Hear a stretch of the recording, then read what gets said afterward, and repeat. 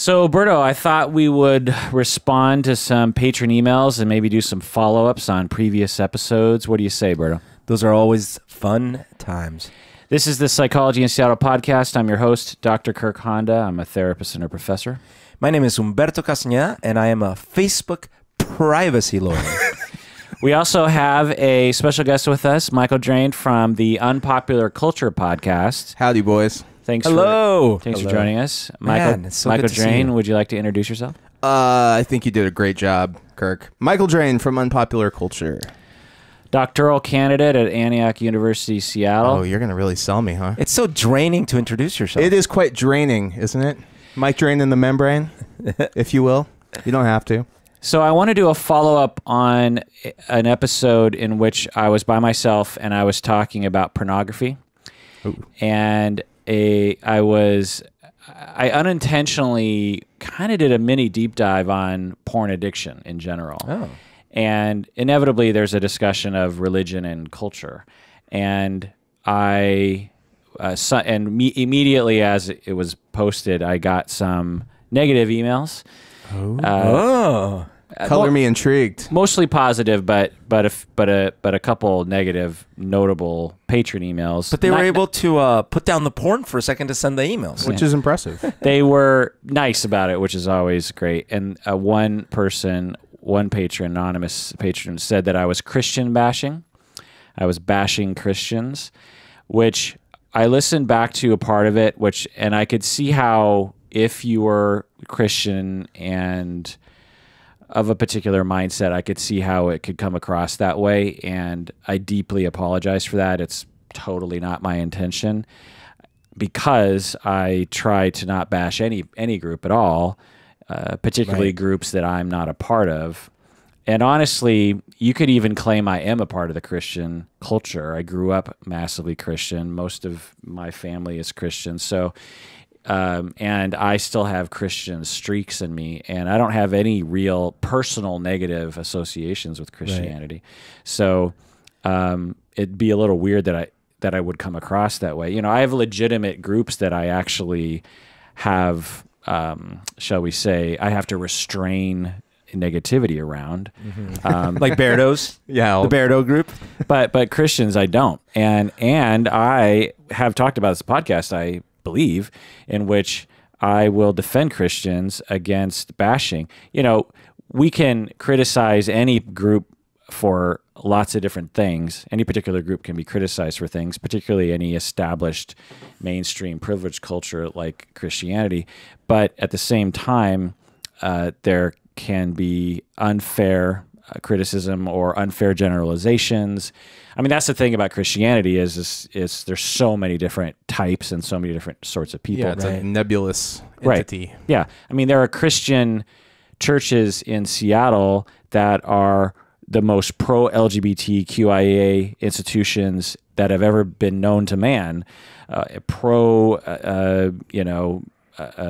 environment, pro-charity. There's one downtown Seattle that says we love our Muslim brothers and sisters. Right, exactly. And so, but I also know there are churches in the area that have policies on their website that state that they are against gay marriage and this kind of stuff. And so, you know, it runs the gamut. And really, and it's not just Christianity, it's any religion. And frankly, atheists can be just as bigoted as anybody else. So, damn straight. Anyway, so... Is there a chance they misunderstood you because you were doing the podcast? Yeah, what did you... I mean, what did you say? Like, I said a number of things, and it was, like I said, a mini deep dive, but I started off by... Because the person was asking about women and porn addiction. They were saying, why do women get addicted to porn? And I basically just started off the segment by Googling women and porn addiction and just looking at what comes up. And what came up was 99% of the sites that came up on the first 4 pages on Google were Christian sites. Fascinating. Why? That had one and only angle, which was that porn is wrong and that you need to refrain. You know, there was, because I thought there would be something, particularly for women. I thought there would be some sex positive message around like it's okay to watch porn, and Yeah. society says that it's not okay, and women can watch porn too, and there's ethical porn, but there was just nothing. It was just one Christian site out. Now those are particular Christian sites. There are Christians and Christian organizations that are absolutely sex positive and absolutely open to pornography, Right. and absolutely, so. And you were Googling it with only one hand, to be fair. Right? So like that could affect the results. Sure. Yeah. So, but at any rate, anyone, whenever I go into a cultural discussion, as I've already done in this episode, I have to ride this line between discussing something in a real way while at the same time choosing my words and having enough caveats so that people understand what I'm basically saying. And if the impression was received by even one person that I was bashing or somehow against, truly that's not in my heart. I mean, take it from Berto, like, Nope. anytime this guy even tries to bash on anything, like, I will jump down his throat in a way. And Drane's They experienced. call me Deep Throat as a result. Drane's experienced that too. I mean, both you guys will, state very common opinions that most people support, and I will have a very unpopular reaction to that to everyone, and that I will defend. I'll be like, a lot of podcast hosts really defend a lot of groups if you try to bash them. And Kirk will be like, no, that's not true. Where are the statistics on that? Well, the last time we talked about this, Berto, I even brought up the KKK as a group that is worthy of being defended at times. And that is like, I'm not making any friends when I'm doing that. I'm not making any friends. So not that they don't have problems, not that Christians don't have problems, or Republicans don't have problems, or Democrats don't have problems, or men have problems, or gamers have problems, or podcast, and they're not an equal amount of problems. It's not like the KKK has an equal amount of problems as some other groups. They have massive amounts of problems. But the point is that these anyway. So another patron wrote in and also was criticizing my discussion of, because basically my whole, which I'll get into in a second. But anyway, another patron said, quote, "I have watched porn on the internet once in a while, and I see some stuff that looks violent and demeaning or weird, like shoving huge objects in women's vaginas. I don't see the positive there. It's yucky."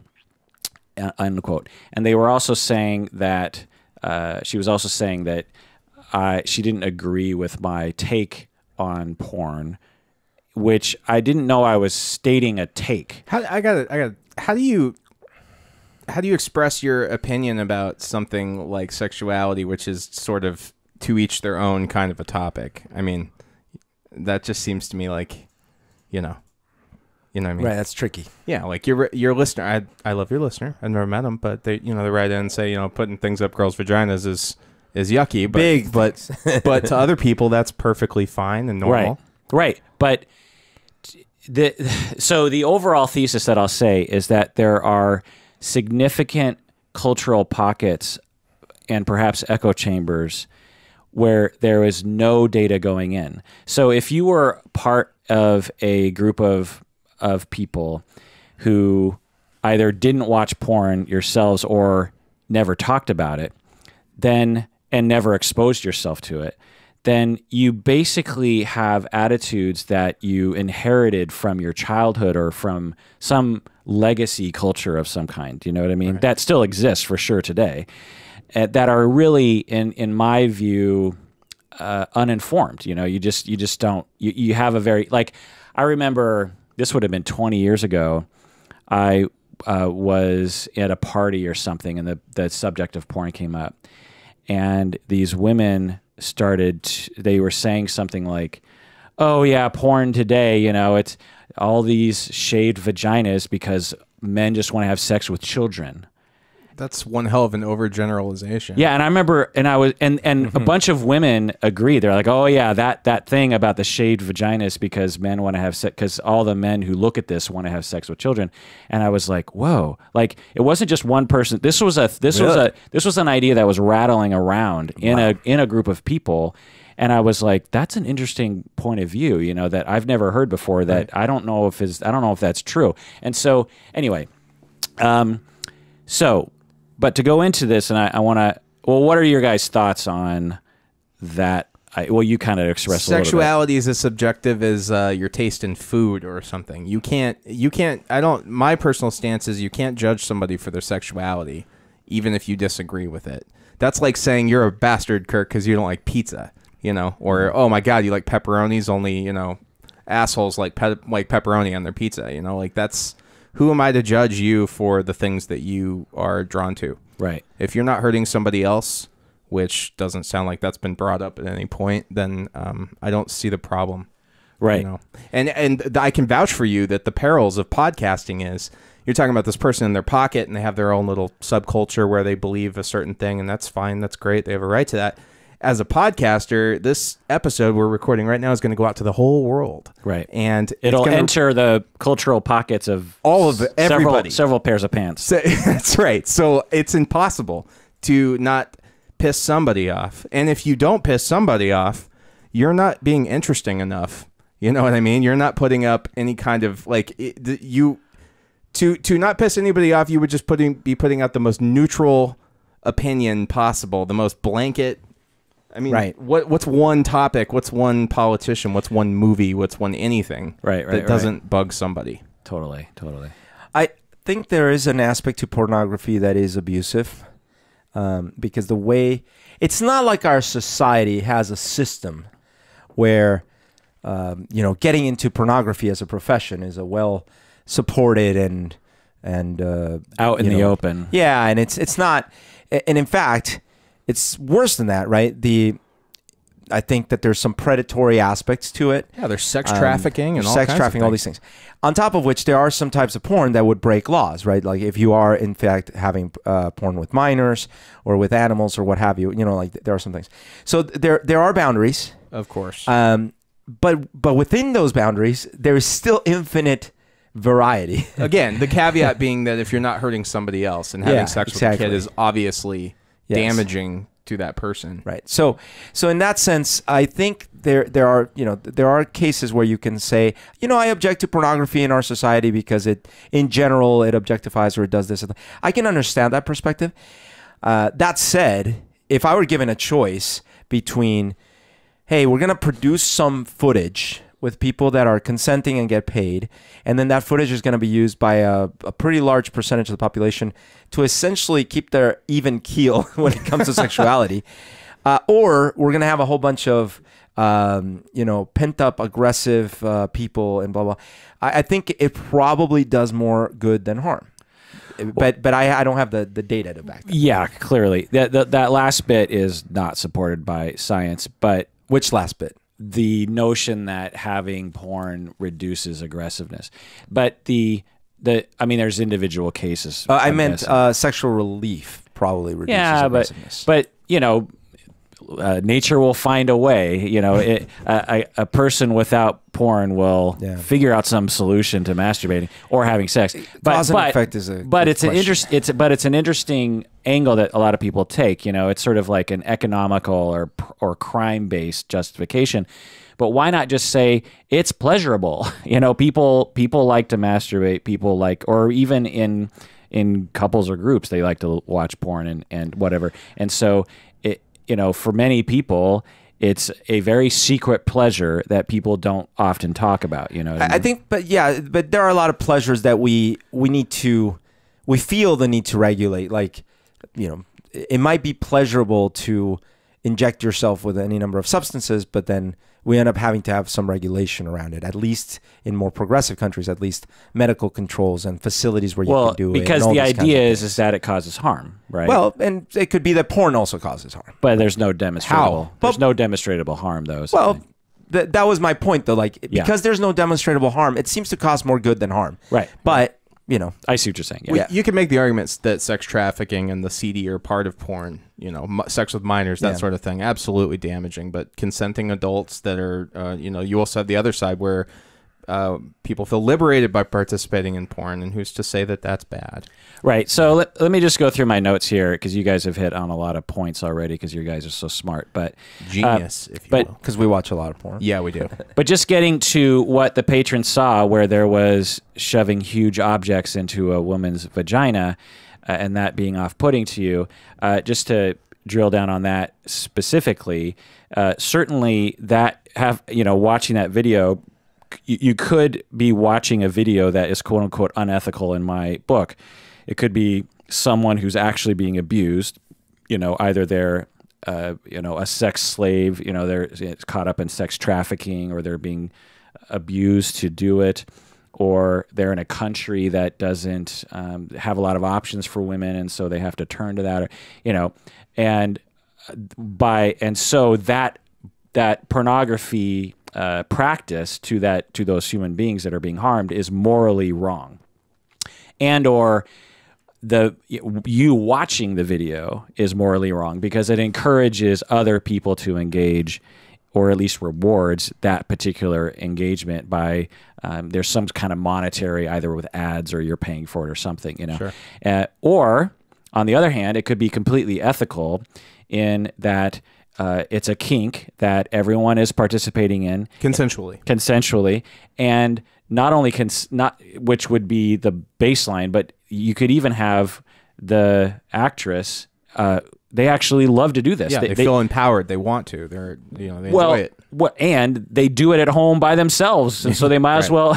So now you, patron, apparently that's not your thing. Totally cool, but it's actually not to bash the patron, but it's actually in my book morally wrong to judge such a thing without knowing that it actually is harming that person. To look at another person and say, you like pepperoni pizza, you're yucky, there's something wrong with you, you can't do that, you need to closet that, or I don't want to see it, or you're disgusting, or there's something evil about you, is in my book, I hate to say this, an immoral act. Now, you just show a video like that to a group of people walking around, there's so much social pressure to be disgusted and judge it that I don't judge the judgers, because there's a humongous societal pressure. I mean, the three of us, we're all high and mighty right now, being all sex positive and liberal and everything. You put us in an Oprah audience, and there's I bet you Humberto might actually say something, but because you're brave that way, but I wouldn't. I'd be like, oh, gross, yeah, ooh, that's you get a porno, and you get a porno. So but I think it's not only just not a good idea to judge people's kinks, but I think it's actually morally wrong. You're committing the thing that you think the other people are committing. And without a point of reference, like some sort of ruler or some quarter or something that you know the dimensions of, it's really unfair to have videos like that, because you can't really judge just how big that object is. So you guys have already gone over this a little bit in terms of like, can porn be morally wrong? And the answer is yes, absolutely. It can be harmful to people in the industry, like I've been saying, and when you consume it, it encourages the harm of those people, human trafficking, exploitation, people getting STIs, that kind of thing. But this is the exact same as any other industry. When you buy an iPhone, do you know where the iPhone comes from? When you buy Nike shoes, do you know where that's coming from? Clothing. When you drive your car, every time or anytime you consume any energy, you are contributing to global warming, which affects mostly poor people in other countries. Well, but to be fair, when you contribute to global warming, the climate does get warmer, which means people shed clothes, which means we need porn less. You're on fire tonight, bro. I just don't like the idea. I don't know. I with all due respect, I just don't like the idea of judging sexuality, anybody's sexuality. It's like this is the same thing I say when people argue against like. Why did you start with all due respect? Because I don't want to piss off your patron. Oh, you know what I mean? I thought you were saying it to me. Kirk, I was like, you. I have zero respect for you, Kirk. With all zero due respect. With no respect to you. No, I just it's like the same argument that I've had with somebody that comes to mind about homosexuality. It's like, well, that's their sexuality, and you can go into history and culture, and it's always existed, no matter who came, no matter where, it pops up all over the place. Masturbation, sexual urges, these are things that are deeply rooted in our psychology. Absolutely. So it can harm the people that are working in the industry, like I said, but similar to any other industry. And we should absolutely be looking at that. Number two, it can encourage harm to people in the real world. Right. For example, you might watch porn that justifies rape of other people or something, and then you end up raping other people. Research shows this is a very minor issue. It should be looked at for sure, but the vast majority of people consuming porn are not. Don't go out and rape somebody after they watch it. This is Right. like the violent video games making somebody go out and kill somebody argument. It might even be lesser, there might be even lesser evidence, because there's actually like a slight bit of evidence about the violence thing, but in general, playing video games doesn't cause. It's likely they had those kind of urges and impulses before they watched the porn. You know what I mean? Yeah, totally. But at the same, and you don't just watch a porn and I'm a rapist now. There's some underlining shit going on there. And for people, most people don't want to watch rape porn. Right. Do you know what I mean? And if they did, it's because there's something going on in the first place. Perhaps. Yeah. Here's the other thing: when you're done playing a round of, close combat or whatever. What's the one we used to love? The World War II. Call of Duty? Modern Warfare. Oh, I just Modern got done Warfare. playing that like an hour Yeah. ago. So you when you finish a round of that, do you go like, oh, I don't want to touch a controller for a while? I picture it's like Clockwork Orange. Like I strap you down to a chair and open up your eyeballs and make you watch a rape fantasy, and you're like, rape. You like walk out into the world and just like wander down the street looking for somebody to have sex with. Yeah. It just doesn't work that way. Now, in our society, we absolutely have misogynistic notions and rape-justifying notions that are completely out there in society that absolutely do justify, for some individuals, exploitation of women and rape. So we're not going to say that media and culture don't affect people, but there just isn't a lot of research demonstrating that watching porn in general creates that kind of problem for people. What about the aspects of porn that have less to do with the fact that it is porn, but if there's a lot of no, stop. Ooh, but that feels good. Oh, no, stop. Right. So, which is prevalent in James Bond movies and other, it's I would guess more prevalent in general outside of porn. Yeah. In rap music, and so, but in general, again, for most people, it doesn't push them to that.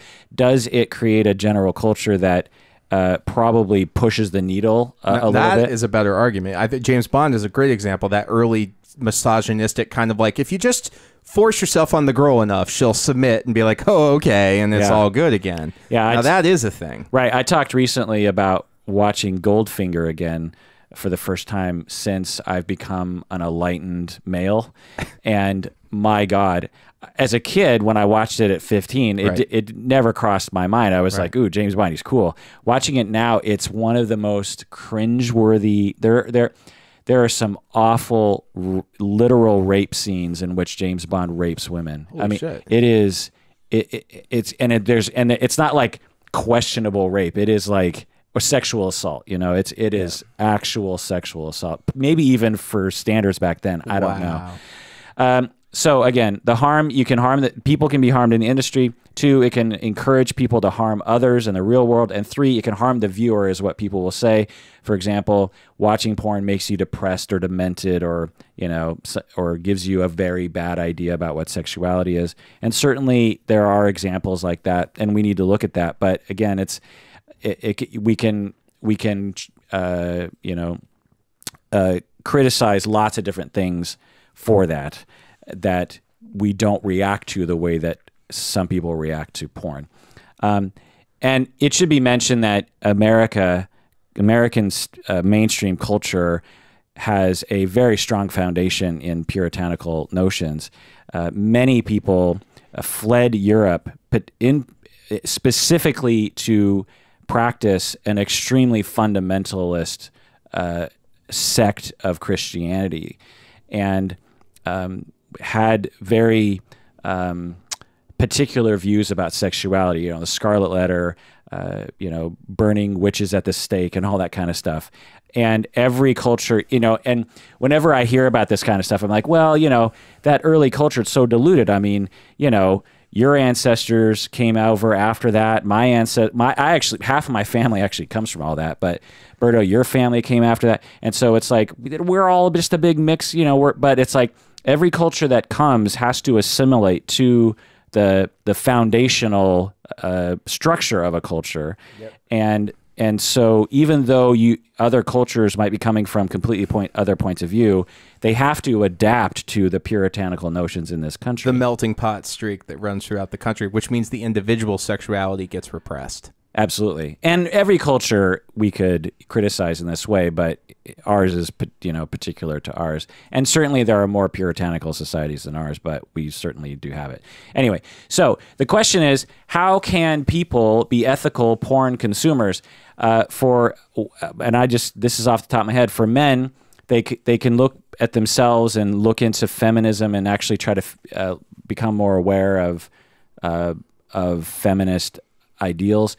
But for everyone, you just need to educate yourself, similar to your Nike shoes and your iPhone and your car and, food issues, like where is your food coming from? Yeah, I was thinking about like humanely raised chicken or something like that. Right, exactly. So humane, fully consensual, well reimbursed, completely free actors and actresses. Free range porn. Yeah.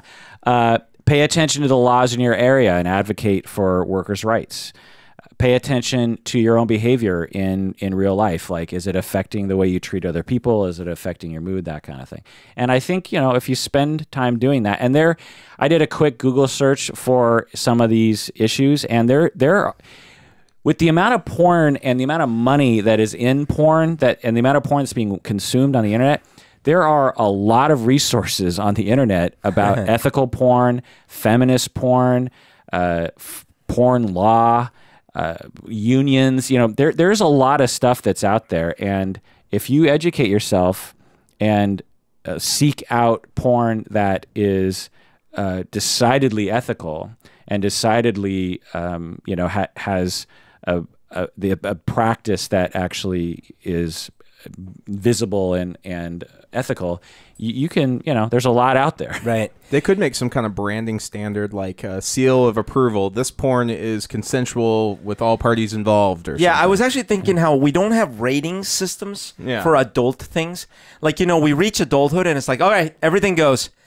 But it might be useful to have rating systems, right? So it's like, all right, the best G-rated porn is one that, people are very, very obviously loving or whatever, like some set of things that make the sex a little more meaningful or something. And then as you go up in the things, then maybe it gets a little more, that wouldn't have to do with ethics, because you could still have an actor in a G-rated porn that was being exploited. Is that a thing? A G-rated porn? Yeah, I mean, it's called softcore porn. Oh, softcore. Okay. Well, but softcore, but see, because usually it refers to how much nudity you show. I'm actually talking about because there's people that object to violence in movies. Yeah, sure. Right. So I'm actually talking no, there's still going to be some people are going to find objection to some content in porn. But if you had some sort of way to, like you're saying, to discriminate between the levels, okay. Like let's say like that it'd be more like categories. Like this contains bondage and yeah. Okay, categories I is maybe the better way to do it. Yeah. Because it doesn't imply levels and that one. Levels implies that something is more severe than the other. Right. Okay, so there's that, and then the other one is that we don't have. What I was saying earlier is because we don't have a culture where this is okay. Like porn's fine. Then it's a taboo to be in a porn or see a porn or talk about porn and all these things. So if we normalize it, the more we normalize it, actually, then I think it gets healthier as an industry, right? But you can't quite ever normalize it because you always have this other side that completely objects to it. You know what I mean? Yeah, and you'll never sell it to them. Well, you know what I mean? Well, you're both right.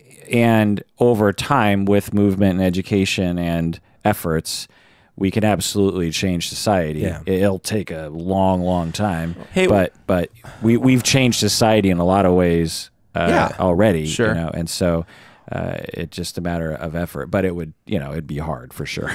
Sex isn't going anywhere, and neither is pornography. I know that much. Right. Go ahead. What is porn? So you know how people say like this is food porn. and this is car porn.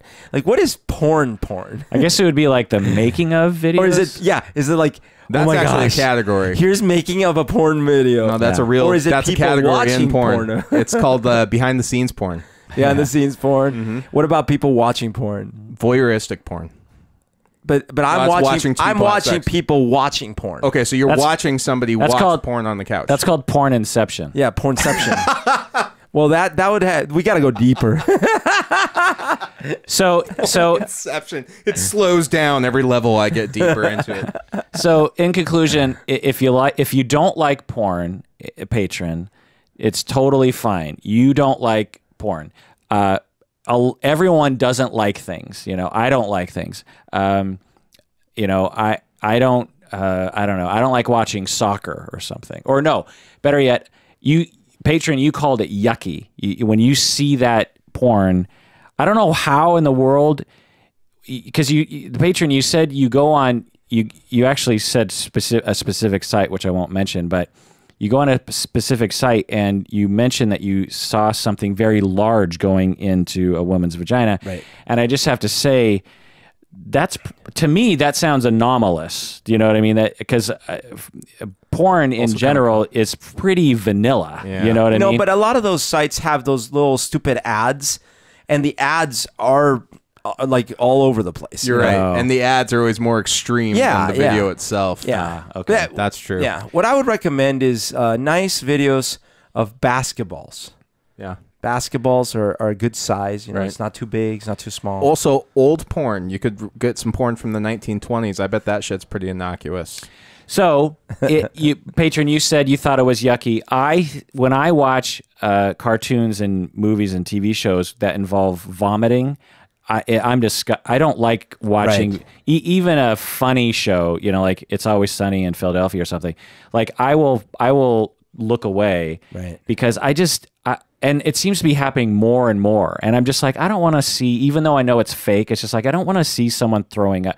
A lot of time also, I'll be eating lunch while I'm watching these things, you know? Yeah. And so, but does that mean that vomit scenes or someone who watches vomit scenes and loves it Is a bad person. is a bad person and immoral or something? No, of course not. You can be disgusted by lots of things. That doesn't equate to immoral. But it's a common heuristic that a lot of people will utilize to guide them. That's gross. It's immoral. That's gross. God doesn't like it. That's gross. It must be a sin. Yeah. And it's like, no, you know, there's lots of gross things that have nothing to do with harming anybody. Do you know what I mean? Right. A vomit scene in a movie has no harm on anyone. I got one. Burping and farting. Can't do it. Really? Can't do it. I don't want to talk about it. Yeah, it's weird. Also, the other thing I'll say is that I didn't say in the previous episode is that if you think porn is a sin, and if you think masturbation or porn is somehow within your religious beliefs wrong, a sin, immoral, that's also okay, with a huge caveat here. There are a lot of religious beliefs that are particular to that religion. I have Jewish friends who don't eat pork, for example. Does that mean that and those Jewish friends of mine live in they're the small minority in a sea of non-Jewish people who will eat pork now and then, right? Hot dogs and ham and, you know, Canadian bacon and Right. bacon. And so they don't claim to look at goys and say they're immoral and they're sinning because they're not in an echo chamber. You know, they're in an echo chamber of pork eaters. You know what I mean? Whereas when you live in a community and you have friends who also agree that porn is immoral, then you end up confusing a religious belief for fact. You know what I mean? And that's what I think happens to some people, you know? And the opposite could be true as well, as, you know, for others in other kinds of arenas as well. Is pork eating a euphemism? Yeah. Maybe. So in the same way, you know, I have other religious friends who fast on particular days for their religion, but that doesn't mean that non-fasters are immoral. Right. So if you believe that porn is a sin, and you know when you believe your God or your religious belief set says that for you, watching porn is wrong, or the people around you, whatever, is wrong and immoral and might set you up for going to hell or some kind of punishment from God. Totally fine belief system. You're absolutely entitled to that. But don't confuse that for fact for humans, you know? Yeah, you know, I actually have a problem which seems intractable. We have adopted this very modern, recent notion in the last maybe 1,000 years or more, even more recently than that, that the things are okay. Like anything you believe is fine. Everyone's entitled to their own beliefs. And we only draw the line when they act on those beliefs against someone. Well, it's like everybody's entitled to their belief unless it happens to disagree with my belief. Well, no, unless it happens to affect someone negatively, right? Like infringe on someone else's belief. Sure, but what does that mean? Like in what way? Well, for example, like I could say, you tell me like, I believe it's perfectly reasonable to shoot people randomly. Yeah. And technically you have the freedom of speech. Right. And I can't enforce what your brain thinks. Right. But what I tell you is like, well, you're entitled to your beliefs, but if you do that, just know you're going to go to jail or worse, right? Right. Okay. But what's interesting is this is like, we pretend like humans are like these little perfect, programmable machines where it's like, oh yeah, as long as the program's only running internally, everything's fine.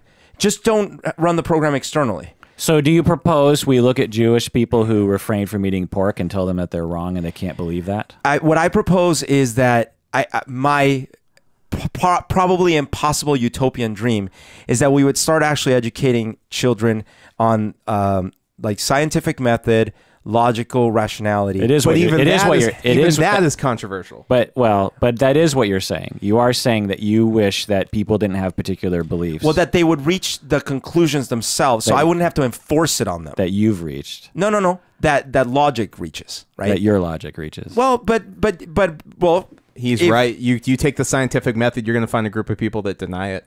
No, but that's actually the beauty of the scientific method. Yeah. We have a system for trying to evaluate our beliefs, and we don't have any system for trying to evaluate beliefs that are not based on the scientific method. So you can literally believe that inside of all of us lives a dragon. You can literally believe that because no one's going to stop you. Well, you saying that's not right? true? And so what we say is, hey man, you're entitled to your beliefs. And I would sign up for that if it really were the case that humans keep their beliefs internally, but inevitably we act on our beliefs. And that's why when we say, hey man, yeah, you can hate all these people and tell us you hate all these people, and you're entitled to those beliefs, just don't act on it. It's like, well, that seems simplistic, but in reality, people end up acting on it. To be clear, that's not what I'm saying. And what I'm saying is that for my Jewish friends to believe that eating pork is against their religion and against God and bad for them spiritually, then I don't. Why would I want them to change that? I want them to believe in what they want to believe. Yeah, and I'm making an argument that I think that leads us to a lot of the problems we have nowadays in our world. Well, what's the alternative? To have some kind of standardized belief system? No, the alternative is trying to make sure that, like, if I could rewind time, we would all form beliefs based on things that are testable. And the things that are not testable, but we say that, right? Like, how are we recording this podcast right now? We're using things that were testable to record our podcast. And I see a lot of people posting on Facebook through their mobile phones saying, science is BS. The world is flat. You have a lot of very unusual Facebook friends. No, but I don't doubt you. Even without my friends, right? I'm just saying, like, people get on pedestals standing on the backs of scientific giants and say science is BS, higher education is BS, all I need is faith, all of this is bullshit. Post to Facebook, Twitter, Instagram right away. And they take for granted how any of that magic happened, right? And so what I'm saying is, like, we've actually built the world not based on unprovable beliefs. We've built it on testable beliefs. I agree with that. But we sit here and we pretend like, hey, everyone's entitled to, everyone's a winner, baby. And I actually think that gets us in trouble because then you can't say what's who are true you and what's accusing not true. of this attitude? Is it me? All of us? Because I don't have that belief. No, but we do. Like, we say, hey, you're entitled to your beliefs. This is a common saying we all say. I don't say that ever. Well, you were just saying that, like, the people that believe that the pork You're- is bad for the religion, that it's fine. for I them. talked for 5 minutes. It wasn't "you're entitled to your belief" shrug, which is how you're portraying it. I said you're entitled to believe as long as you understand it doesn't apply to other people and it's particular to you and your cultural pocket. And you have to understand that in the same way that my Jewish friends, who are extremely aware of the fact that they live in a very minority group of people in our society, they totally understand that their belief about pork is not shared by others and they can't impose their views on other people. And if you are of another cultural pocket and believe that porn is immoral and a sin, absolutely you're entitled to believe that. Why would anyone ever say different than that as long as you understand that that doesn't apply to other human beings? Because they don't, and we don't. We don't understand that it doesn't apply to human beings. And in fact, But I just got done telling you that some people do. Yeah, unfortunately not enough, right? Like, so that would be the criticism. Yeah, but that's why I started by saying that or halfway through my statement, I said, look, I'll sign up to this if I believed that we humans could keep our beliefs internally. But I don't believe that this happens. I believe that we humans end up acting on our beliefs. You wish it happened more often. And it does happen. Are you saying keep them internally as like not share them with other people, but kind of keep it to yourself? Is that what you mean? No, I mean, I'm saying like you look around the world and so many of the but all the problems are not from people that are actively trying to understand their belief system as particular to their cultural pocket. They don't believe that at all. The vast majority of the examples I'm sure we could come up with in which belief systems are, very arguably a problem, they don't have any checks on any of their belief system. But why should they? It's just their beliefs. Like why who are we to say they are wrong? Nobody can say they're wrong. Actually, that's where I disagree. Like, I disagree that we can't, but we on our foundation, we almost run out of a good reason to say that they're wrong. I don't disagree with anything you're saying other than the fact that essentially what you're saying is we should eradicate particular belief systems. And I don't think that's just possible or necessary. But just like I wasn't saying exactly what you were saying. I'm not saying that. I actually said that it seems impossible to accomplish now. But what I'm saying is that if we were brought up, and I mean like generationally, let alone any new generation, brought up to not conclude things just because they're in our head, absolutely, then maybe we wouldn't have so many problems. And there are efforts for that. Yeah. Some educators try, and I think they succeed. The fact that you have that notion in your head that you just said, you didn't invent that when you came out of the womb. Like you and others who influenced you helped you to develop that point of view. So there are things out there, critical thinking and pro-science. Anyway, so the last thing I want to say before we go to break is about sex positivity, because the patron and I were going back and forth over email, and I was sort of saying, well, there's this movement called the sex positive movement. It's been around for a while, and she was like, what's that? And so I just want to give a definition, and it's the attitude towards human sexuality that regards all consensual sexual activities as fundamentally healthy and pleasurable. Kind of what we've been saying already. There should be a caveat that's like it should be non-harmful to other people as well. It's not usually applied to porn, though. It's usually applied to sexual activities, kink, BDSM, or just even your.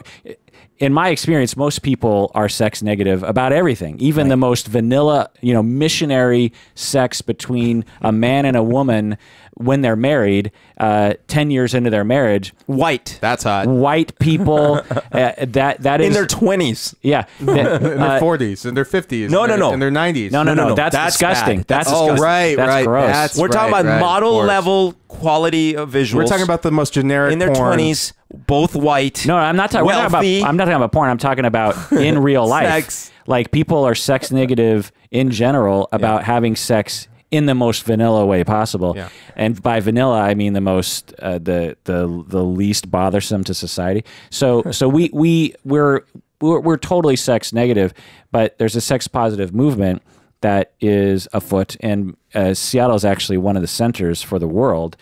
And the idea goes is that you have to fight against your cultural notions and against societal notions that everything is negative, and that you have to evaluate it logically. You have to say, okay, I am watching a video of a big object going into a woman's vagina on the internet.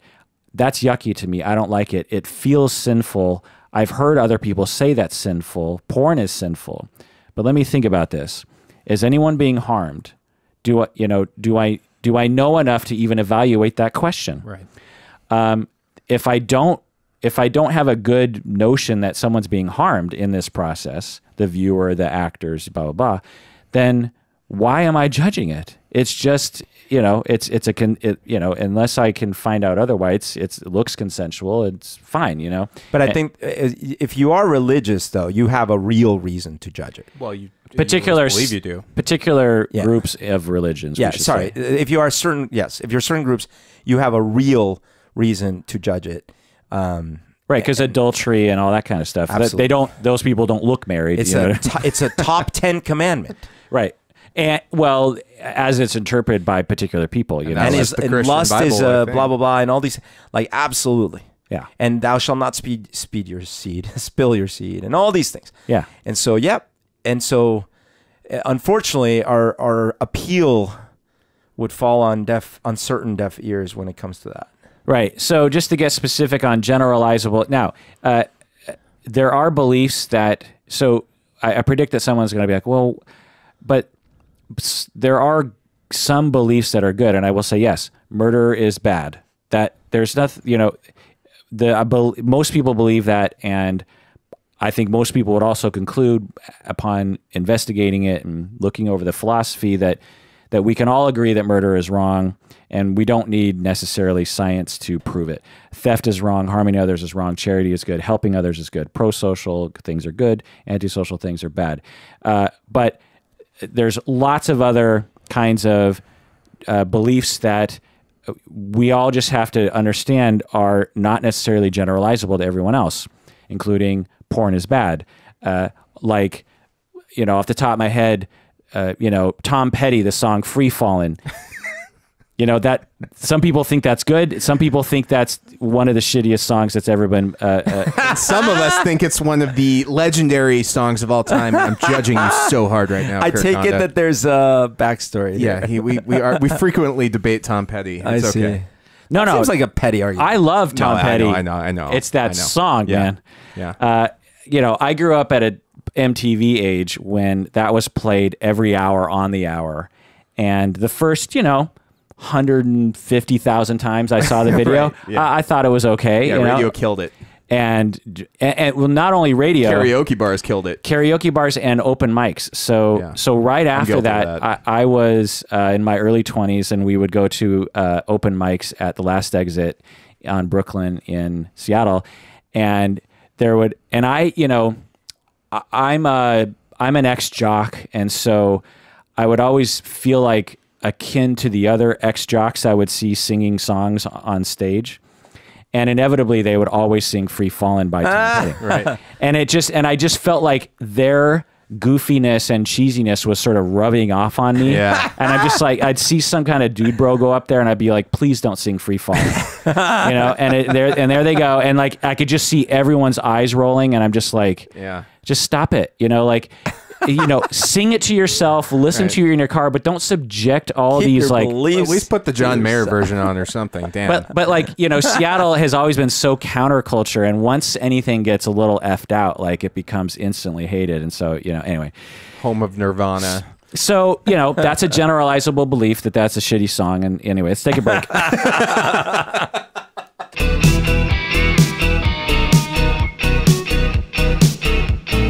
Password and it turns it off real quick. All right, we're back from the break. Berto, why should people become patrons of the podcast? Oh my gosh. All right. So first of all, we've been at this for almost 10 years. And for the first part of it, it was a slog. But as soon as we got that first patron, my heart went pitter patron. Pitter-patron, I like that. Pitter-patron. No, man, patrons keep us alive spiritually because they like send emails. We listen to their topics. They contribute to the show so the show can keep going. So Honda can produce all these awesome deep dives, and so I can sit here and blab about random stuff. Also, the contributions help. They help pets. They help future charities. They help a lot of causes, and they get to participate. They get swag. They get to participate in special events. It's all around goodness. Also, become a patron of the Unpopular Culture podcast, hosted by Michael Drane. Thank you, Kirk. Yeah, more deep dive psychological nonsense over at UPC. You did a great episode on imposter syndrome, and I thought it was a wonderful tone. You self-disclosed in a very helpful way, and that was great. Thanks. I wanted to participate on that one, but I didn't feel like I Could really measure up. belonged. I didn't think I would. Yeah. I'm gonna have you guys over for a show here soon. Let's do it. Yeah. So let's talk about gripes or wrath. Berto, you got one? Oh, yes. All right. So today's Gripe of Wrath is brought to you by the letter Z. Okay. So explaining anything to a support engineer on a support call. So you call any number of things. It could be your bank. It could be your phone company or whatever. And first of all, someone eventually picks up. And I'm skipping all the robotic parts, right? Like enter your thing, which, by the way, they ask you to enter all this information. But when you finally get to a human, they ask you all the same information. Oh. It's like, oh, what's your social security? I typed it in. Yeah. I know. I'm just trying to make sure that, because I don't know if it. All right. What? But then you explain your life story. You know, they so transfer it's like, you to another department, and then you have to say it all over again. Absolutely. It's Oh like, my God, it's like, yeah. okay, what's your problem? Well, there's no notes on your screen. Like, Right. okay, well, here's what the deal is. Oh, okay. That's not this department. Let's say, absolutely. And then you spend forever. At the end of the day, your problem is unresolved. Yeah. You've explained it. You're out of time because you got to run. You got other stuff to do. And the next day you try again and you're back to the back of the line. Yep. It's so frustrating. Oh my God. So I have one. People on airplanes, when you've taxied or you're taxiing to the gate, upon landing, and people will get up before it's okay to stand up. Oh, and they all just stand there? Well, what they end up doing is they cause the workers on the plane to say, will you please sit down? We told you can't stand up. And the last time I was on a plane, over the intercom, the person said, we actually have a medical team coming on the plane because someone needs medical attention. So we just need everyone to stay seated, please. It's very clear. Yeah. And so it's not only just, normally you should be seated It's not until just social etiquette. It's something well, serious. Yeah, exactly. And it's something serious. Right. I don't know what's going on. You're thinking, man, someone needs the medical team. Stay out of the what do I need to do? I guess while I'm on this gripe of wrath, people who don't know how to get out of the way of emergency vehicles on the road. This drives me up the wall. I was just yesterday. There's a 2-lane. I was on a 2-lane intersection, and to my left was a left turn lane. And the police officers behind, there was something going on ahead of us, like lots of aid cars, lots of police officers. They decided, I was like, oh man, here they come, but I'm at a stoplight, can't move. And I'm like, man, what are they going to do? And there's a median too, so they can't go into the left lane. And they get into the left turn lane because there's only 2 cars there. You know what I mean? And because they're thinking the left turn lane, once it gets green or these a-holes figured out, 2 cars are easier to get out of the way than like 15 cars. So they chose the left turn lane even though they didn't want to turn left, right? So they get in the left turn lane, and they're right next to me. Woo, woo, woo, woo. And I'm looking ahead, and I'm like, so even though it's red, those people need to get the F out of the way. Yeah. But I guarantee you, these polite Seattleites will not run a red light, even though they should be running that red light. Right. Polite yet passive aggressive. Can I bump in on this a little bit about Seattle drivers? You guys are natives here. I have a question for you. Very polite, very defensive drivers, very much like they'll like let somebody pass across you and stuff. But they also, if you're at a stoplight and it turns green, you have about a half a second before the person behind you honks at you. Yeah, there is no tolerance. Because one, especially if you're in a left turn lane that lasts for 2 seconds. Yeah. Now, if it's just a regular green, and like, it is often, then I'm fine with that. I'll be sitting behind them, going like, "Come on," why would you not see the light is the question. Because you're texting on your Exactly. So because that has increased, and I can see the person in front of me not looking at the road. Yeah. And so my attitude about that is, not only are you not being courteous to the cars behind you, but you have a practice that's actually not that great. Now, I'm guilty of that too, so I'm not saying that I'm not. But Right. But anyway, so but you know, like it's as exasperating as when someone starts in on a gripe of wrath, they switch onto a different one. Someone switches a third time. I hate that. I hate it. wait, you were in the middle of yours? No, you were in the middle of your own. Oh, so we're recording a podcast right now. I was the one who did it to myself. and then Drane added to the fire. Yeah. So then, but the cars don't move because it's red and they're too scared or they don't know what to do. Right. Common sense. I always try to equate it to what would happen if you were in a lane at the grocery store, and you were and there happened to be a stop sign there or something. Right. If aid workers started running up behind you saying, "Please get out of the way," would you just stand there? No, you would recognize.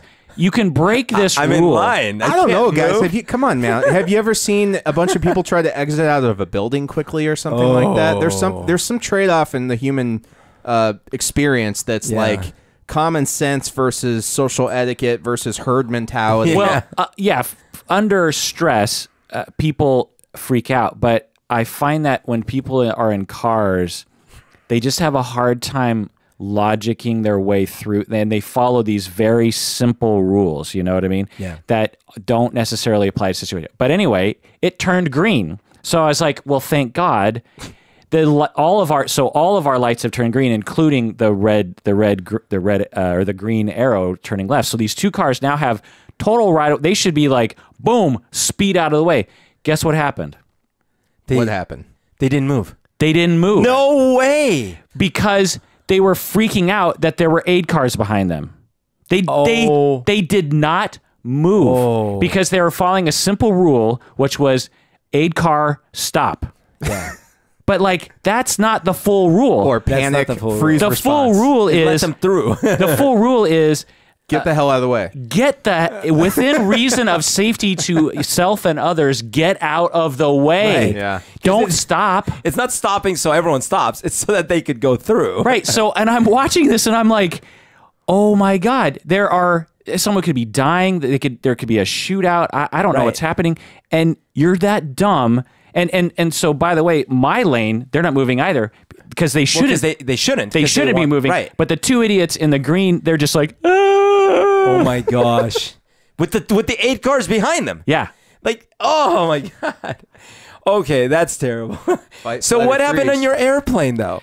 So this guy stands up, and Inception again. And I'm like, and all of us are groaning at it. We're like, dude, And the woman gets on the intercom, says, "Sir, we need you to sit down because we have medical professionals coming or something. Someone needs medical assistance." And the guy will not sit down. Asshole. And there's nothing, and he can speak English, Yeah. And because I realized this later, because I don't know, 30 seconds later, and I was about to do it myself, but I was a little too far away. I was like 10 rows back, but someone closer like said something to him like, "Hey, sit down. You need to sit down." Because the other notion is maybe the medical professionals can't even get on the plane until order is established or something. You know what I mean? Like we're all being sort of dragged behind. And the guy starts arguing with this guy that's saying, and he won't sit down. Oh my gosh. Yeah. So all these things run through my mind around like trauma and PTSD and people who get flooded under certain circumstances. There's this notion of when you look at someone like that, like narcissistic or something, but really my interpretation is they're probably anxious about being on a plane anyway, in all likelihood, and they're so triggered and claustrophobic or something that they're in flooded that their brain isn't working right. Yeah. Could be. And how is that different than your traffic example? Well, Somebody it's similar. panicking with the difference EMTs behind them. And totally possible as well. But at the same time, if you're gonna get in a car Right. and drive on the road, you need to and it's a common mistake that a lot of people have. I mean, not only do people freeze in situations like that on the road, but they also, even under very, very mundane circumstances around aid cars, like there'll be 2 lanes. Like the road up here at 10th Avenue is 2 lanes, and an aid car, and usually you have cars in both lanes. The aid car will be zooming in the left lane, and people in the left lane won't get over. It's just a simple thing of just like. Yeah. You don't even have to slow down if you're that dumb or like discourteous. Just get over in the right lane. Yeah. A car is zooming up behind you with lights and siren. Just get over, and they won't. They'll just be like dum-de-dum. And so I think it's that people. Here's the thing. What I think people do is they run into a problem. They don't know what to do not because they're jerks, but they just don't know what to do. And then after the event, they don't try to figure out what to do in the future. Because I have a hard time believing that's the only time that's happened to that person. So here's the thing. We took our driver's test ages ago, right? Yeah. That was the last time we had conscious, formal instruction about how to drive. Right. The rest of the time, now we all drive on muscle memory. In fact, the only reason we aren't all dying left and right from the texting and the phones and things like that is because we have such good muscle memory, right? Our bodies are reacting like instinctually to the thing. And we don't even have shift gears anymore. So it's like now really just like some basic muscle memory. And our visual field is easy and stuff like this. But so anything outside of that norm, we haven't trained one day for it. You guys, how often do you renew your licenses up here?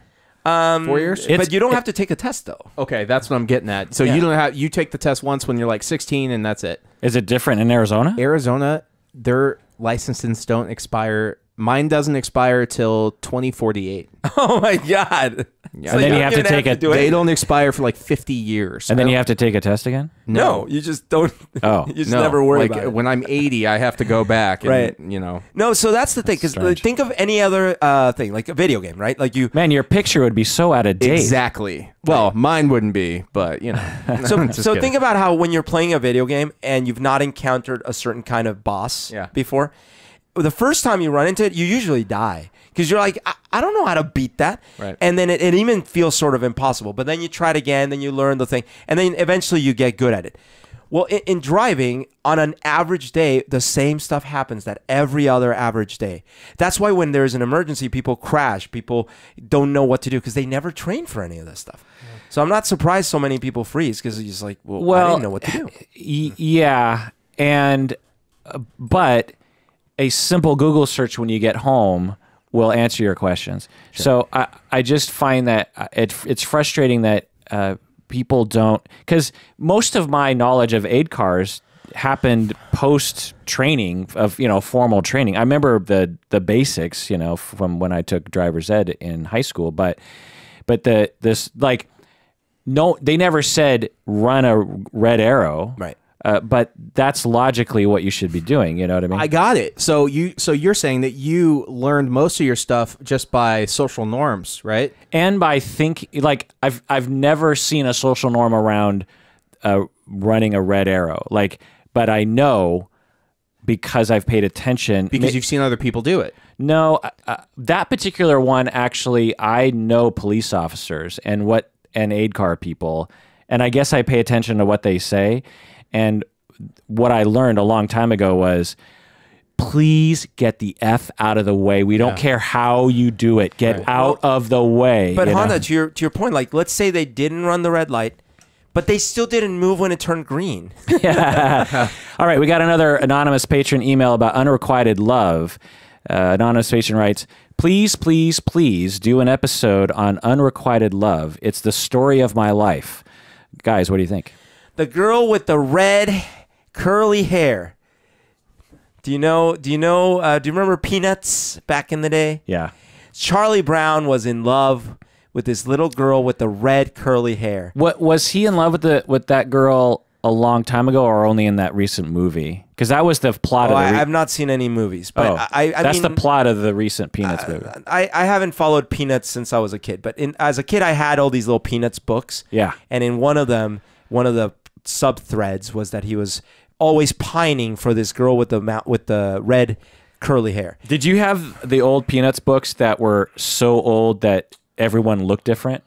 Well, they were just black and white books. You know, they're just like I had ancient Peanuts comic books, little paperbacks that were so old that no one looked like the way Schultz eventually landed on. Like Snoopy looked more like a real dog, and everyone just had the kids had kind of more descriptive faces. If that makes I think any these sense. were from the 70s, so I don't know. Anyway, But the point is that the point is the that chapter, I'm a hipster Peanuts person, Right. and you came late. and I'm to a late comer. The chapter was called Unrequited Love, so that's where I learned. Oh, word. really? Yes, Oh, Unrequited Love. So that's where I learned the man, word. that's so Schultz to like drop some serious vocab Right. on the kids. Right. Do you guys want to hear some movie examples about unrequited love? Do you Yes, know what the top please. Google is Yeah. for this? That This is one a- of my favorite. This is why we got you on something this about podcast Mary. for stuff like that. Because I'm good like that. 500 Days of Summer. Oh, love that movie. I need to watch that movie. Love that movie. Yeah, I've seen that once. Yeah, go ahead. and I was like, that was amazing. I mean, it's basically a rom-com, but it has so much depth to it. Oh, I think it's so much more than that. I think Yeah. it's. I mean, I saw it when I was going through a breakup, which is it's sort like, of existential rom-com. Yeah, right. sure. Joseph Gordon-Levitt and Zooey Deschanel. Zooey Deschanel. I've never hated her more. I love her, but in that movie, you know what I mean. Her character, I guess I should. What say. else? What else? What else? My Best Friend's Wedding, 1997. Oh yeah. I don't think I've Julia seen that. Roberts is in love with her best friend. They're this heterosexual platonic relationship. I think they dated at one point, and then they sort of went their own way. They stayed friends. He starts to get married. She goes, "Oh shit, this is my last chance." She Right. flies to be into the wedding, and the whole time she spends a lot of the time sabotaging it. And then, spoiler alert, ultimately lets him, Yeah. go on to They have don't his end up relationship. together, which is great. Right? What about Love Actually? Is that on your list? It is not. Oh, remember Love Actually? I do. Remember one of the subplots? The guy is, spoiler alert, the guy is, everyone thinks he's in love with this other guy who gets, his best friend. Okay. Who gets Yeah. married to Princess Amidala's double. And and then it turns out that no, he's in love with her. But she still ends up marrying and ends up with the other guy. So I have one. The Last Jedi. Rey is secretly in love No, don't say it. with Kylo. Oh, snap! Oh my God. All the anti-shippers just went straight to Twitter or wherever you go to. I'm going straight to Twitter. All right, how's this one? Edward Scissorhands, 1990. Yeah. Yeah. Yeah. Johnny Depp is a what? Yeah. What is he? He's some kind of made puppet robot. Yeah. An evil genius made a very cute, frazzled Frankenstein, and and he died before he could make the hands. Right. And so he himself, I believe, made his own hands out of stuff around the shop, and it happened to be scissors. See, that I never got that because I was like, why did he bother to make scissor hands and then go make real hands? Like, what's up with that? You know? Right. Yeah.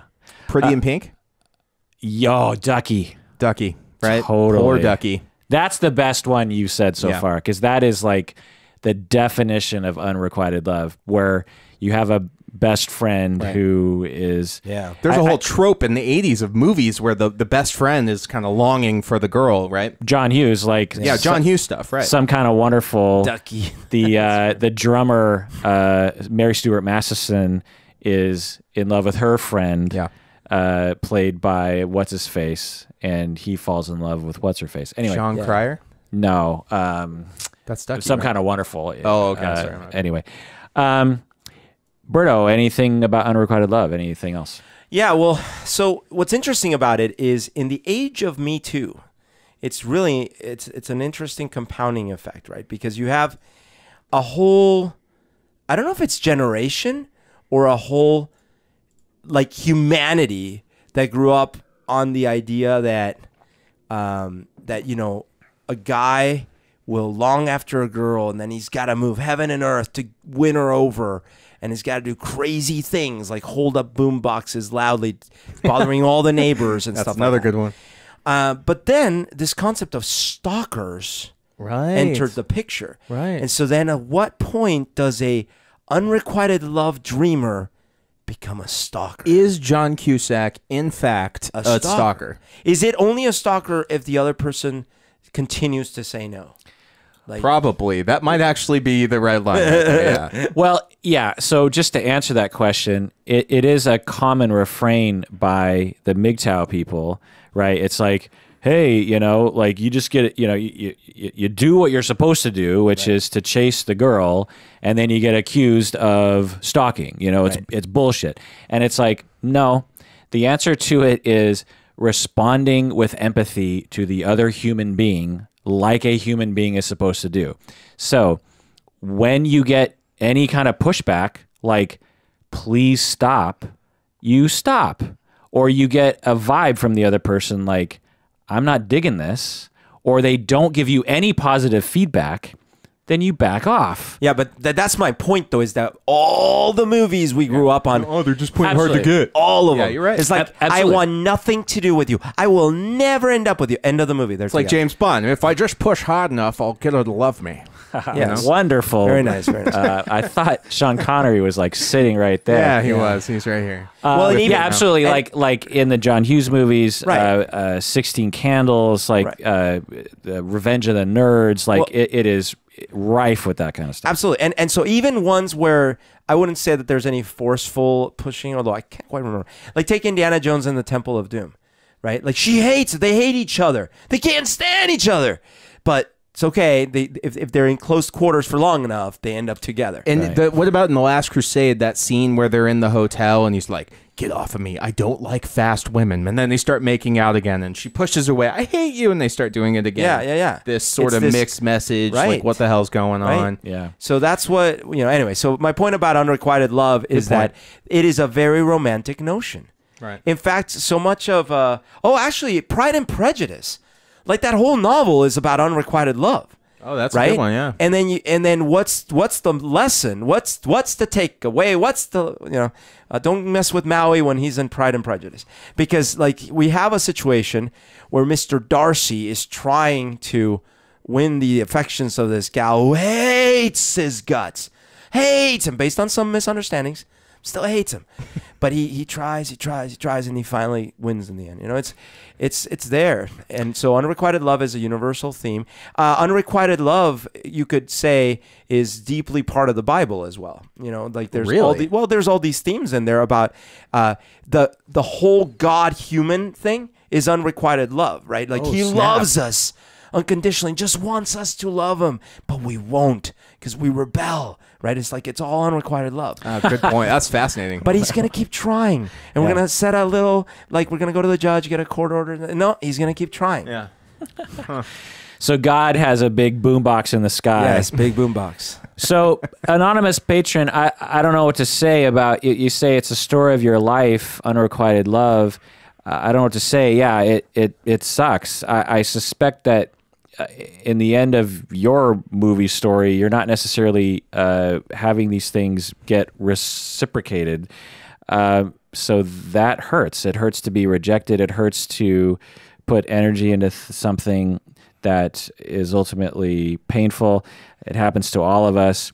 If it's a pattern, patron, then I would look into it. Perhaps if you're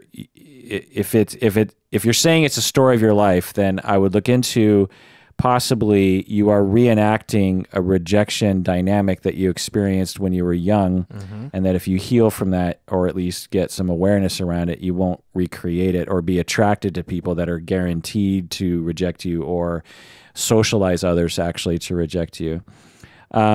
Also, it could be the result of trying to avoid closeness for fear of being rejected, or this notion of idealization of others. When we hate ourselves, one of the things that we will resort to is actually idealizing others as a way of, the way that I phrase the metaphor is, we actually put our good qualities and ourselves in other people because we believe that unconsciously that we will destroy them because we're terrible humans.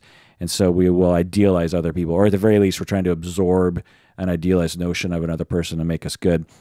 There's lots of other reasons why we would have a repeated life of unrequited love. We've talked about dating before. It's hard. Anyway, So I have a short question from famous patron Lyndon I want to close with, guys. Oh, Lyndon, love you. What is the most embarrassing faux pas that you and Berto and Michael Drane have made in public? Berto, why don't you start off the thing? Oh my gosh! All right. So embarrassing faux pas. Yeah. So when I was a wee intern in public. Yes. When I was a wee intern in my job, Which is what do you mean? They intern for Facebook lawyers? When I was the Facebook privacy lawyer intern. Right. A long time ago, before Facebook even existed. I was new to the whole free booze at events. You know, like that was a new thing for me. So they had this event at 5 p.m. after work, and it was in the big cafeteria, and everyone came, and they had like different people presenting, like it was like a little fair of different projects that were completing and things like that. And there was alcohol? And there was free booze. Oh, and here we go. So, and I'm talking about like, I think I was probably 21 at the time, like just 21, you know. And I go down, I'm like, oh, sweet. And then the gals come by with the wine, and it was Chardonnay. Which, by the way, if you've ever gotten plastered on Chardonnay, oh, that's bad news, man. It is bad news. Chardonnay does, at least for me, does not go down easily. It comes out even worse. So I start drinking. I haven't eaten any dinner, so I'm on an empty stomach. And I'm like, oh, Chardonnay, sure. wait, and is this going to have a vomit scene because you know I don't I'm like going to skip that. I'm going to get to the porn vomit scene. No, Right. No, anyways. And I'm drinking as if it's apple juice. You know, it's like... What does that mean? Meaning, I'm just Like a downing sip? them like, no, Oh, I'm you mean like is that how you drink apple juice? That's how babies drink apple juice. What do you mean? Like a little sip Well, at I a thought time? it's like apple juice. I think of like a sippy cup. right. A better metaphor, or simile, or whatever would have been like a Gatorade after a marathon. Sure, but I figured we all have drank juice in a non-wine drinking But way. honestly, apple juice is particularly because it's so tart. Sometimes it's hard to chug. Okay, fine, whatever. But my Chardonnay was very much like an apple juice because apple juice is also tart. But anyway. Wait, let's drill down on this apple. So I'm sitting there drinking between 5 p.m. and 8 p.m., so 3 hours. I had 8 glasses of Chardonnay on an empty stomach. Oh, Oh my God, right? Dude, so this that's is like ridiculous. 2 bottles of wine. And I you're was still 20 here podcasting. And I was 21. All right. So somewhere along this path, I go to one of the little booths, and this gal is presenting her project. Oh God. And I'm like, oh, wow. And this is not only is it before the Me Too movement, this is before like society as a whole existed, right? Yeah. So I'm like, wow, this is so amazing. Right. So this is what, like 96 or something. It is, yeah, 96, yeah. And I'm like, wow, your hair is amazing. I'm like, just like all these things. And we get to talking and blah, blah, blah. Next thing I know, I open my eyes and I am sideways. Like the world is sideways. And there's a bucket of stuff that Kirk doesn't want to hear about next to me. And I'm in a place that I don't recognize. And I like laboriously like get up. And you were new at the job. I'm an intern. You're Like- an intern. Yeah, like I'm not even full time. Like I'm so disposable. It's like, oh, I stepped on an intern. That's okay. They'll clean it up. You know, it doesn't matter. And I'm sitting there in someone's house that I don't. I'm like, what the heck? You're in a house. I'm in someone's house, and I'm like, and I go in. It turns out it's my friend's house, but it's a rental thing. So I've never actually been there. And I'm like, what's going on? He's like, oh, you don't remember? I'm like, no. Oh. Well, it was not good. And I'm like, what? Okay, so then, like, I get a ride to work, and when I get there, this other person that's a full-timer who's a little more senior sees me and is like, what are you okay? What's going on? And I'm like, oh, I don't remember much. He's like, okay, like, you might want to go talk to your manager. And I'm like, really? And then I go talk to my manager, and my manager doesn't know anything about anything. I'm like, do you know? He's like, no, I don't know. What are you talking about? So I'm like, okay. So I go and I start remembering, oh, I was talking to this gal. So I get it in my head. I'm like, oh, I need to go apologize because I don't know what I said or whatever. So I go downstairs and I go to try to find her office. And I pass by some dude's office and I go, God, I hey. just want to say, most people, including myself, might have just walked out the door and never came back. Never came back. Yes. So I walk past this guy's, and I'm like, "Excuse me, do you know where such and such's office is?" And he's like, you have some balls showing up here or showing down here or whatever, you know? And I'm like, what? And first of all, I don't remember that I met him the previous night. I don't remember he was there and saw whatever, you know, it's whatever they're upset about. And I'm like, what the? And he's like, yeah, I don't think she wants to see you. She? The gal I was talking to. I see. Because I'm trying to find her. So I'm like, oh. Unrequited love. Unrequited love, right? Can I please just? So he think he begrudgingly points me at the office. Now I show up, and I'm like feeling like you're saying I want to sort of like just leave and crawl into a hole and just never come back. But the type of person I am, which you've come to know, is like I'm just gonna face this. So I go and I'm like, hey. So I'm really sorry about what I did, but I have no idea what I did. Now, she turns out to be like an ex-hippie. Like, so she's actually like, what? No, man, we were all just having a great time. There's no problem. And I'm like, oh, okay. So like, if I offended you in any way, it's like, no, we were all drinking. It's all good. Oh my God. And then she's like, you know, my husband was not, and I'm like, oh, your shit. husband. Turns out her husband was standing like next, and when I was hitting on her or whatever. So I'm like, okay, well, You're smooth. Can I apologize to him? And she's like, no, no. And so like it ended there. And then I heard through the grapevine what I had done, but really it wasn't anything dramatically bad. It was just that I was super drunkenly hitting on this gal while her husband, who was a senior like director level person At Facebook. at the company, at the unnamed I should probably say this was before Facebook. Oh, this okay, was in right. my previous grass maintenance. Of course. But anyways. Oh, your scheme has bit you in the butt. But the person is standing there while this was happening, and I had no idea that was her husband. So it was like apparently super embarrassing. Some people had to like, they thought that someone was going to get really upset or someone was going to get fired. So they like pulled me away. So that's it? I was still trying to talk, and they removed me. They took me in someone's car. I threw up in their car, and they removed me, and they took me to someone's house. You hot mess. That is not what I thought you were going to say. Well, I mean, I certainly didn't do anything, you know, egregious, but it was. I mean, it was bad, but from the sound of, I thought you figured something involving that was good, but I thought there was going to be a whole epic odyssey around like, and then Well, keep in mind who I am is like, I wouldn't have done anything aggressive towards her or, you know, anything like that. But so like other events that, you know, yeah, no, like no. You pulled your pants down or something. Well, actually, they did save me because apparently when they took me to the bathroom, I was laying on my back and I like threw up and they had to like flip me on the side. Like a baby. Like a baby. Yeah. So, but here's the thing to understand. By the time I started hitting on her, I was so far gone, and all that hadn't happened is my brain was like by the last little thread until all those 8 wines caught up to me.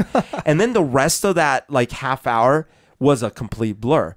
So I couldn't have done much more damage beyond that. You were kind of saved by the fact. Saved by the alcohol. Saved by the biology of alcohol. But apparently there were a couple, because, you know, there were a couple, nowadays they call them white knights, you know. There are a few white knights who were not her husband who were so offended by my behavior. My bet was that they secretly wanted to hit on her and were super upset that someone did it. White knights are not white knights. And they were so upset at me that they were the ones that wanted to kick my ass. And so they had to, like, other people had to remove me and take me away and all these things. Interesting. You got one? My own podcast went off in my pocket in class the other day. Oh my God. Wait, so you started talking? So yeah, my own voice, because I screen after I post an episode. I usually post it to the stalkers or the patrons, and then they kind of get the first draft, and I will screen it and kind of listen to it. So I was doing that, and it was the imposter syndrome episode, and I heard, it's a very confusing sensation. I heard my own voice, and they were kind of looking at me. One person was just pretending not to look at me, and the other one was looking at me thinking I was directly like speaking to them, and then having to reach into my pocket. And then what do you explain? And I didn't explain it. I just sort of like turned my phone off Sorry, continue. Have you ever had that happen? Oh my God. Absolutely, that's happened to me for the same reason. Like, I don't do it anymore, but I used to listen to the episode like 3 or 4 times and take notes on like what needed to be edited and all that kind of stuff. Right. And there are settings on your phone where it will accidentally just start playing. Yes. And Are you listening to yourself? This is unpopular culture. That's happened to me in my car multiple times where I had been listening to a CD I had made of my music, right? And someone gets in and I forgot to like stop it, and I start singing, and it's like, is this you? And I'm like, oh, yeah, don't worry about it. I was just, it's like you're listening to yourself. I got in Kirk's car the other day, and he had one of his band songs, Bread Knife Incident song playing. That's hilarious because in my head I was like, wait, I think that happened to me recently. Yeah. It was with you. And I was like, man, this sounds really familiar. I know this voice. But I'm not shy about it because long ago I reconciled with the very real reality that the vast majority of the listens on Spotify to my music has been has been me, you know. Dude, I actually like my music, so I actually don't mind listening. Right. It's like I wrote those songs not for the public. Right. If the public likes it, great. But I wrote it because I like the songs, you know. So speaking of bands, by the way, that person in that story, I won't name the name, but did you know she ended up being a drummer in one of my bands? Oh, I know her then. Years later. I know her. Isn't that crazy? I don't know how you repaired that relationship, but well done. Because apparently for her, there was never any damage. It was for everyone around her. Oh, I see. Yeah. And you plastered her face on your van. Oh, shit. Uh-oh. We'll have to talk about that often. All right. So I actually had a few embarrassing moments, but we've run out of time, so I have to save it. Oh, what? Yeah, how convenient. Saved by the bell. If I want to talk about April Fools, actually. Oh, yeah. So I just want to tell my experience. Then, Drane, I want you to talk about your experience, and then Berto, I want you to talk about what actually happened.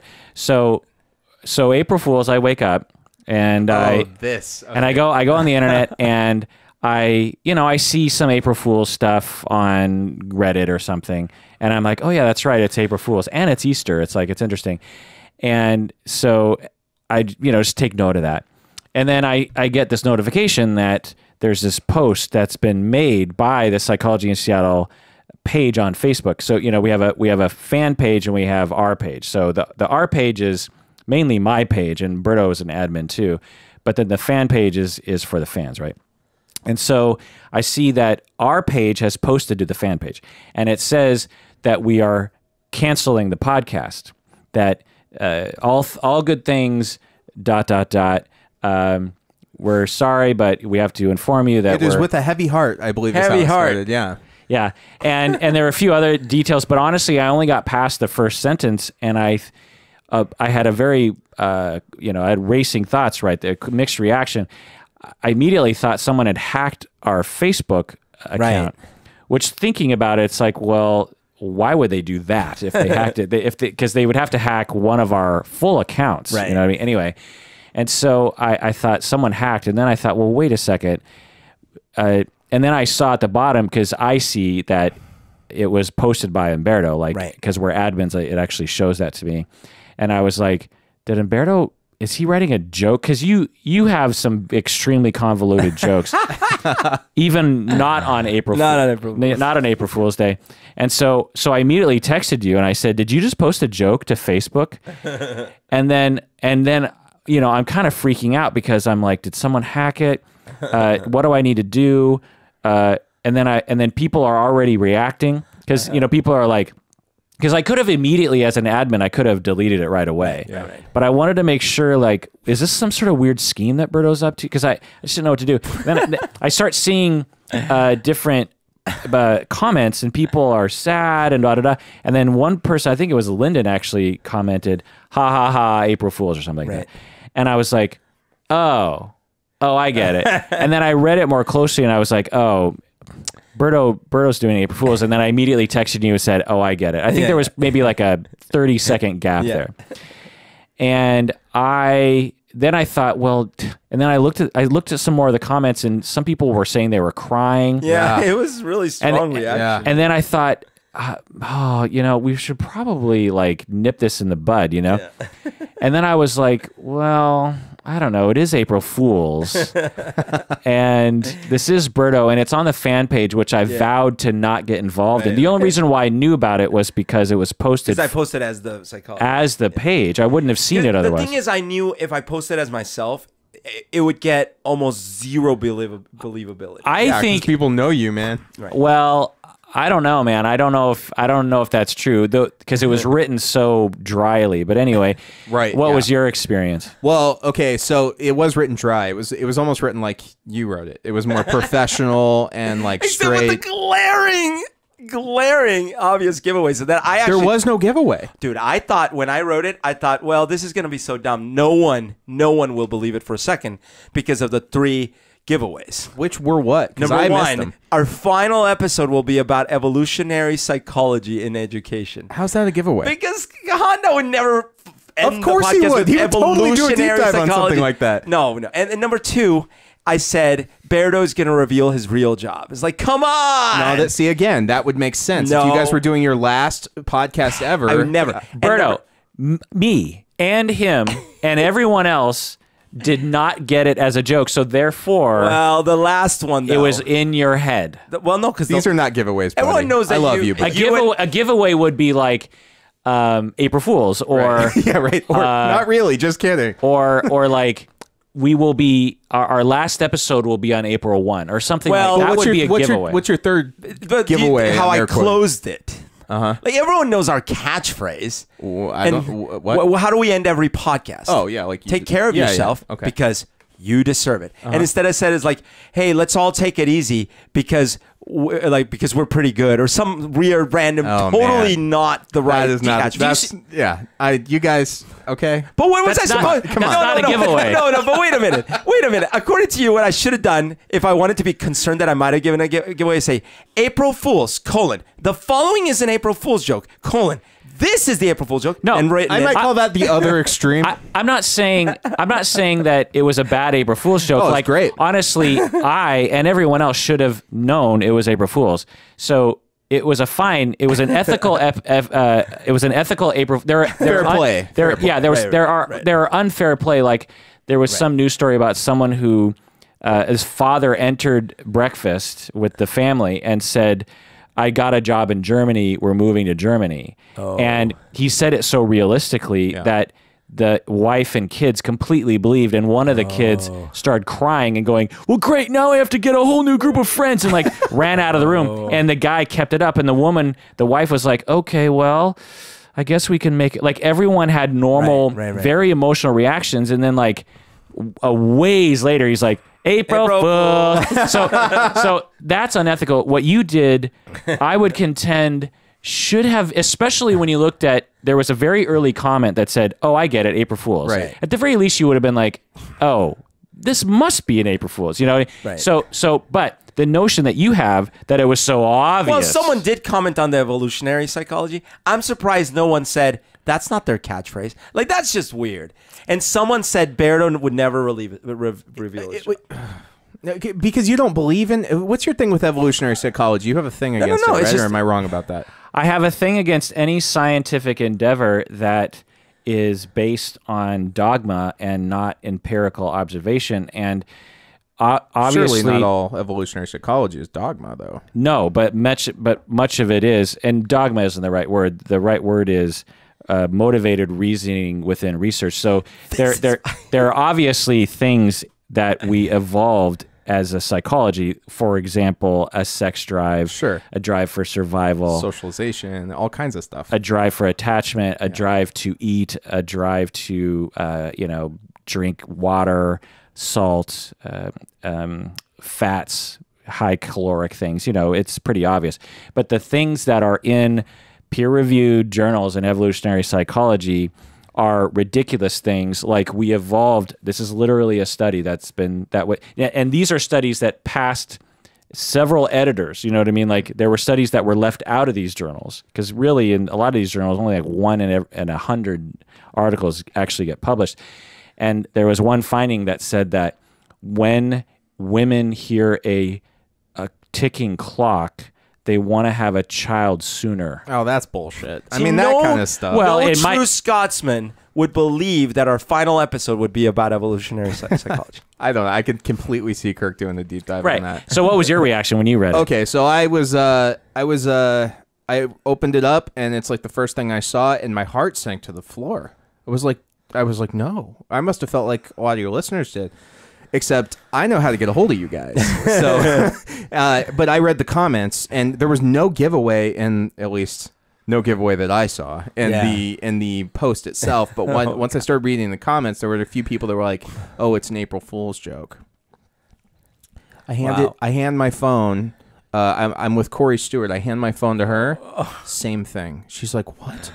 She goes, "Should I text him?" I'm like, "Yeah, you should text him." Well, what you told me was Corey was about to yell at me.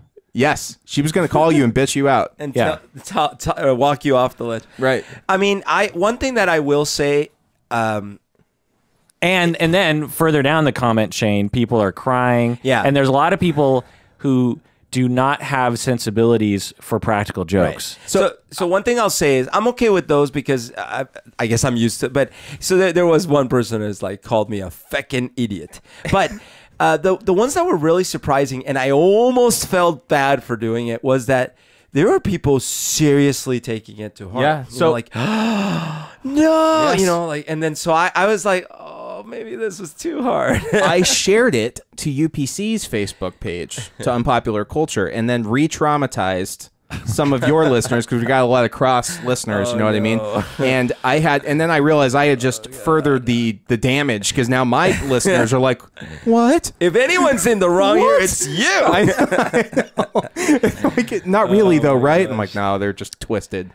Yeah. So you'll just have to outdo yourself next year, Berto. Here's what I don't understand: how did you guys make it almost 10 years without coming up with that? No, actually, well, what's funny is that until recently, the podcast hadn't had enough sort of like social momentum to where I would even bother. Right. But the fan page is pretty active, and we had the big event. So I feel a little more involved with the community. Actually, before last year, I sort of didn't know any fans or even felt like we had fans, even though we saw the numbers. Right. So I only did it ironically because I'm like, oh, hey, there's people kind of listening, so maybe they'll care if I post an April Fool's joke. See, you meet Berto, he starts to mess with your head. That's the takeaway there. So if you want me to not to make an April Fool's joke, stay away. Stay away. Yeah. So caveat emptor. Michael Drane, listeners, welcome to my world. Yeah. Love you, boys. But see, I can't do the same thing next year. I can't be No, like, you can never do that again. we are It's over. regret to Right. Well, that does it for that episode of Psychology in Seattle. Thanks for joining us. Thanks for joining us on the podcast, Michael Drane. Thank you, Kirk. If you guys want to check us out at Unpopular Culture, hit us up at UPC Podcast. UPC. That does it for that episode. And please take care of yourself because You deserve it. Yeah, you do.